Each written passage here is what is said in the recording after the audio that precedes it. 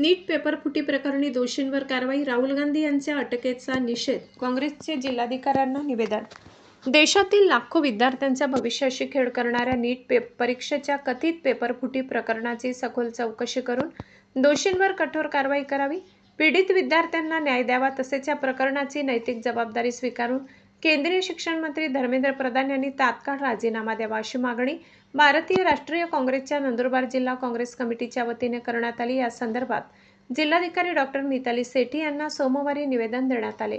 यावेळी दिल्ली येथे नीट पेपरफुटी प्रकरणी आंदोलन करणारे लोकसभेतील विरोधी पक्ष नेते राहुल गांधी यांना दिल्ली पोलिसांनी अटक केल्याचा काँग्रेसने तीव्र निषेध नोंदविला.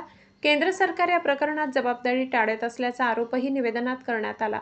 जिल्हाध्यक्ष दीपक रमणलाल पटेल यांच्या नेतृत्वाखाली हे निवेदन सादर करण्यात आले.